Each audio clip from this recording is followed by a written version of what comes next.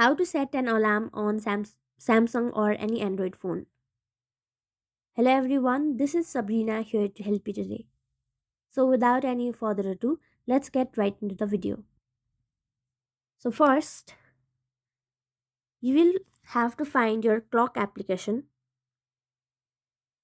After locating that, go to the alarm section. Now tap on the plus icon.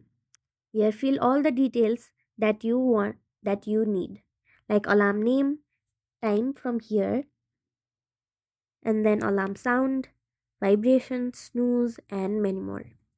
So let me show you by an example.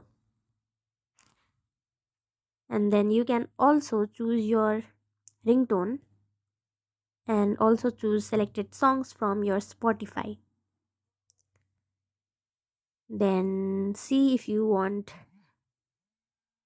vibration or not. Select your snooze time, repeat time, and done. Save it. Tap on save, and now your alarm has been set. So that's how you do it. Thank you for watching this video. Make sure to like, share, and subscribe to our YouTube channel. If you got any question, comment them down, and I'll catch you in the next one.